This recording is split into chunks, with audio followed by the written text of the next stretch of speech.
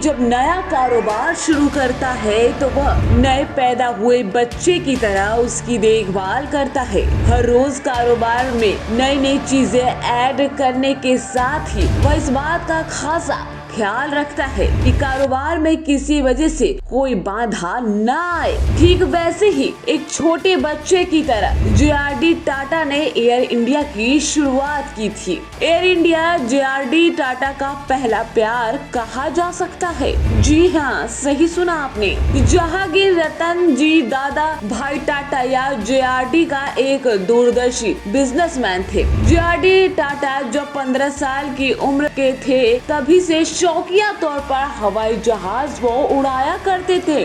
बाद में एयरलाइंस के प्रति उनकी दीवानगी बढ़ती ही चली गई। जे.आर.डी. टाटा पायलट का लाइसेंस पाने वाले पहले भारतीय भी बने।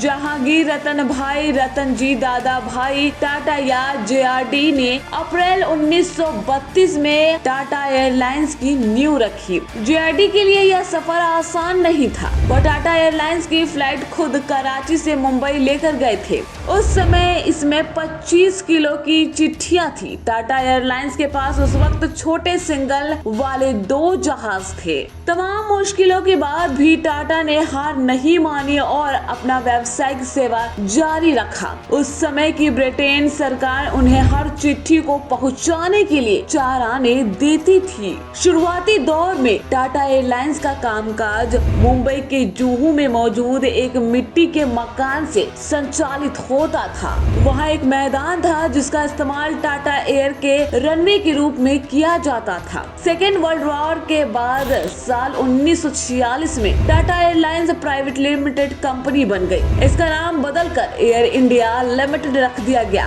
आजादी मिलने के बाद सरकार ने एयर इंडिया के 49% शेयर खरीद लिए। साल 1953 में सभी 9 निजी हवाई कंपनियों को इंडियन एयरलाइंस में विलय कर दिया गया। इसके बाद एयर इंडिया की सरकार ने नियंत्रण वाली कंपनी बन गई।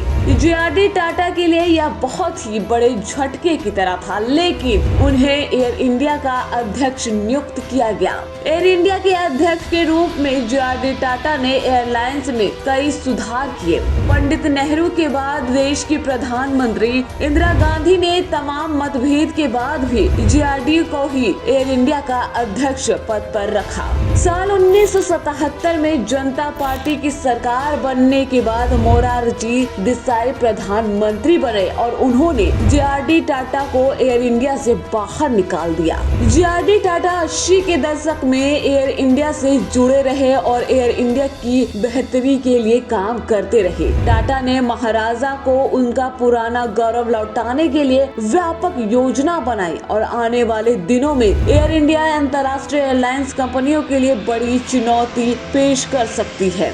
सच्चाई यह भी है कि एयर इंडिया के विमान पुराने पड़ चुके हैं और उसे सरकारी कार्यशैली से बाहर निकालना भी टाटा के लिए बड़ी चुनौती थी।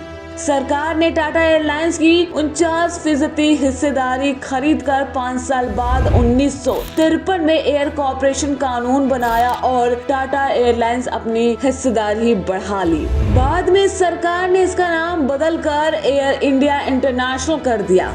सरकार ने एयर इंडिया को खरीदने के लिए बदले में उस वक्त टाटा समूह को 2.8 करोड़ रुपए दिए थे। साल 2007 में एयर इंडिया में इंडियन एयरलाइंस का विलय कर दिया गया। विलय से पहले इंडियन एयरलाइंस महज 230 करोड़ रुपए के घाटे में थी। उम्मीद की जा रही थी कि वो जल्द ही फायदे में आ जाएगी, जबकि एयर इंडिया कंपनी विलय से पूर्व करीब 541 करोड़ रुपए नुकसान में थी। यह वित्तीय वर्ष 2006-2007 की रिपोर्ट थी। विलय के बाद कंपनी कर्ज में और डूबती गई।